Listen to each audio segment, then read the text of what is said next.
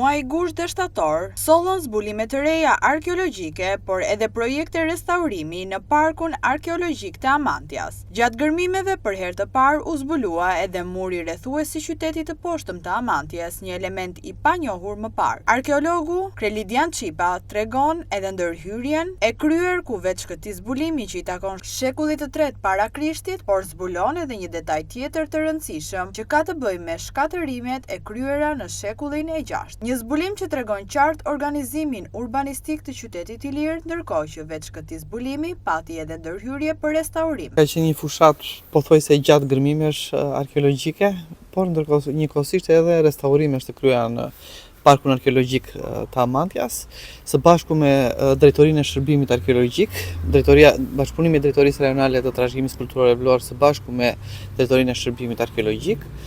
Synimi ka qenë e para evidentimi strukturave që ishin në pjesën verilindore të asaj që ne quajmë zona publike apo agoraja e qytetit antik të Amantias. Gjithashtu edhe ndërhyrje restauruese me qëllim krahas restaurimit dhe konservimit të varreve monumentale të Dajla vitin e shkuar nga gërmimet arkeologjike që ne kemi kryer, edhe prezantimin e tyre për vizitorët shumë që vinë në Parkun arkeologjik të Amantias. Kështu që krahas qëllimit kërkimor shkencor, le të themi, që ka pasur ndërhyrjet e fundit, kanë pasur edhe për qëllim që të krijojnë, le të themi, një zonë atraktive vizitash për vizitorët e shumë të Parkut arkeologjik. Çfarë zbuluar? Cili është zbulimi i fundit? Për çfarë flasim?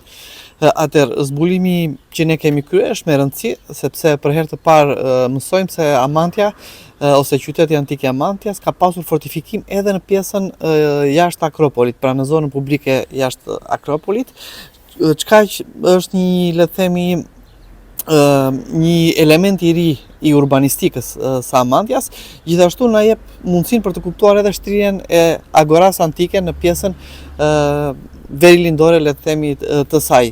Kështu që na krijon një ide pak a shumë fillestare të organizimit të zonës publike apo zonës monumentale të Amantias në taracën lindore të saj. Atëherë, nga të dhënat që ne përftuam nga gërmimi arkeologjik, materiali arkeologjik na lejon që ta datojmë fortifikimin apo murin fortifikues të zbuluar rreth shekullit të tretë para erës sonë, periudhë kur edhe është zhvilluar qyteti në këtë pjesë, gjithashtu nga shtresat e shkatrimit të shekullit të 6 pas erës sonë, rezulton se, le të themi, ka pasur një ndërhyrje të dhunshme në qytetin e Amantias në atë periudhë, si pasojë edhe shkatrimin e fortifikimit, por ndoshta edhe monumenteve të tjera në brendësi të tij.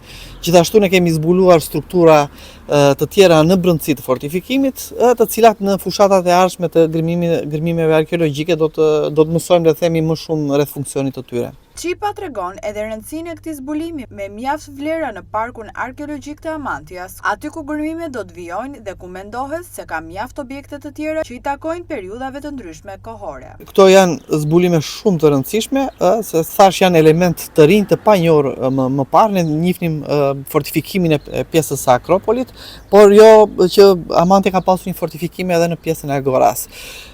Sigurisht ka elemente të tjerë, ne dyshojmë aty për praninë e një gjimnazi antik në zonën e pranë stadiumit, gjithashtu praninë e një portiku apo të një stoa antike, element shumë i rëndësishëm, po themi, i agorave të asaj periudhe, por sigurisht ne dyshojmë në pjesë të tjera të qytetit antik të Amantias, nga rënojat e identifikuara nga vëzhgimet arkeologjike, që mund të ketë edhe praninë e një teatri antik, cilat sigurisht ngelen për tu verifikuar nga gërmimet dhe kërkimet në të ardhmen. Parku arkeologjik i Amantias ka qenë prej kohësh në fokus të ndërhyrjeve dhe restaurimeve, duke u bërë njëkohësisht edhe një nga atraksionet më të kërkuara kulturore të vizituara.